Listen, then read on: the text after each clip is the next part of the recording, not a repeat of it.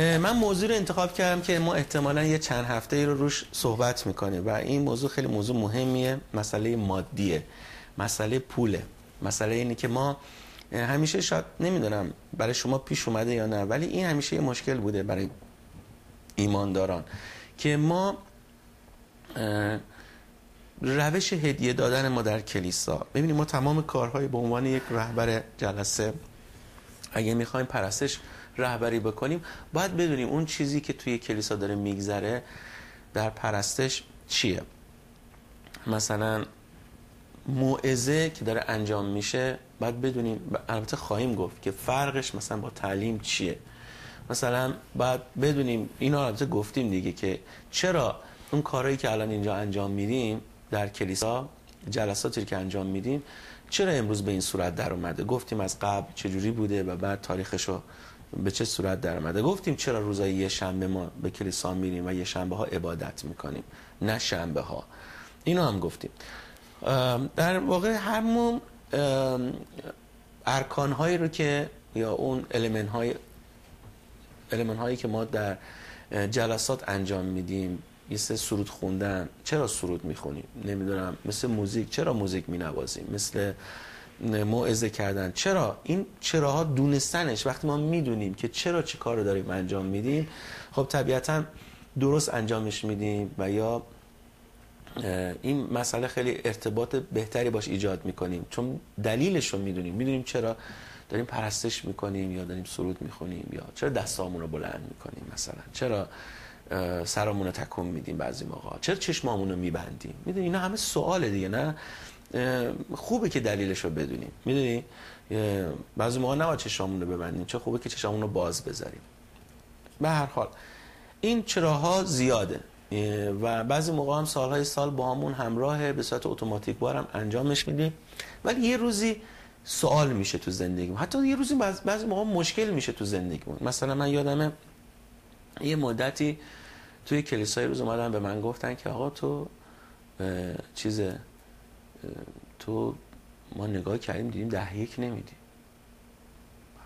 خب نمیدم، 10-1 نمیدم، هدایا میدم ولی 10-1 نمیدم. بعد گفتن که خب نه تو 10-1 نمیدی نمیتونی خدمت کنی. بعد گفتم که چرا؟ گفتن این قانونه، باید 10-1 بدی. گفتم قانون که مسیح گفت که شریعت نداره. گفتم نه ولی این قانونه، این توی کلیسا یه قانونه، باید 10-1 بدی. گفتم قانون، ما چند تا آیه هم در بردن و از کلام بهم نشون دادن که تو میبایست 10-1 بدی، مال موضوع خیلی سالها پیشه. بعد گفتم خب من واقعا این استطاعتشو ندارم، یعنی 10-1 برای من جوری هزینه‌های زندگیمه که از به اصطلاح درآمدی که دارم یه مبلغ کمیش میمونه و اون چیزی هم که میمونه خرج خورد و خوراک کم میکنم، ولی از موقعی که داشته باشم خب هدیه به کلیسا میدم. میگن خب حالا به خاطر اینه که چیز باشه یه مبلغ ثابتی بده، در نظر بگی به عنوان 10-1. گفتم خب که نمیشه 10-1 که سر خدا رو که نمیتونم کلا بذارم که، و به قول معروف اگر اونم نمیدم چه با دادنش چه فرق میکنه، یعنی فقط به خاطر اینکه شما رو راضی کرده باشن یا قانون شما رو رعایت کرده باشن. به هر حال این مسئله تا یه زمانی منو آزار میداد که آیا 10-1 دادن یا هدایا دادن توی کلیسا باید به چه صورت باشه. بعضیا به خاطر اینکه هدایای بیشتری میدن اهمیت بیشتری دارن. خب طبیعتا وقتی که مسئولین کلیسا بدونن کی داره چقدر به کلیسا کمک میکنه از لازم مادی، براشون خیلی فرق میکنه دیگه، رفتارشون با اون شخص یه مقدار تغییر میکنه. نباید اینطور باشه. البته میدونی بعضی موقع در بعضی از کلیساهایی که ضعیف هستن، رهبریشون ضعیف هست، نمیگم همه کلیساهای اشتباهه، نمیگم همه کاملا اشتباهه، ولی نه، میخوام بگم یه نقطه ضعف هست که حتی خود ایمانداران مثل خودم بعضی موقع برشون این سوال هست که من در رابطه با هدیه دادن توی کلیسا یا 10-1 پرداخت کردن توی کلیسا، آیا واقعا خداوند چجوری به من نگاه میکنه و من وظیفه من در مورد این مبالغی که به کلیسا کمک میکنم چیه. خب ما میخوایم چند جلسه به این وقت بدیم. جلسه اول رو در رابطه با اینی که الگویی که پولس رسول میاره صحبت میکنیم. احتمالاً حالا جلسه دوم در مورد 10-1 صحبت میکنیم. جلسه سوم فکر میکنم اگر بتونیم فقط به 3 جلسه خاتمش بدیم و نه بیشتر، احتمالاً در مورد الگوهایی که قبل از پیدایش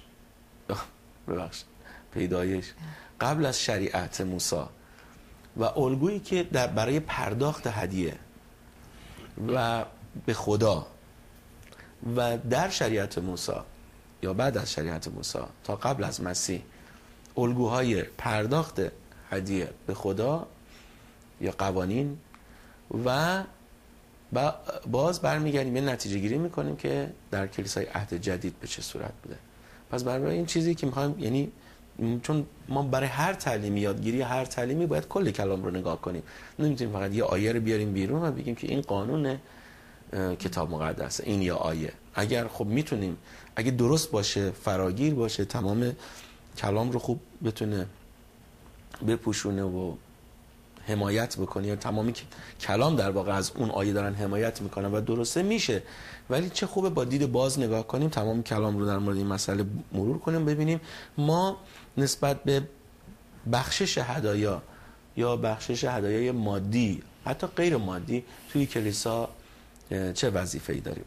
یه کار خیلی قشنگی که پولس رسول میکنه، الگو میاره. یک شخص معروفی به اسم آلبرت سویتزر میگه برای اینکه یه کودک رو بخوایم بهش آموزش بدیم فقط 3 راه وجود داره که بتونیم یه چیزی بهش یاد بدیم.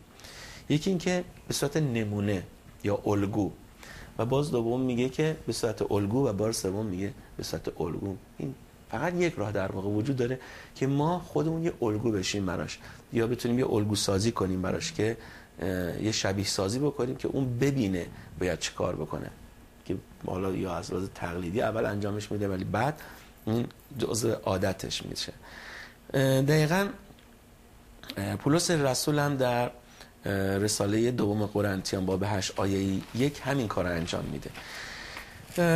خدمتتون بگم که ما بحثمون روی همین دوم قرنتیان باب 8 هستش. چند آیه اول خیلی قشنگ در رابطه با بخشش هدایای نقدی و یا غیر نقدی به کلیسا یا به کار خدا صحبت میکنه.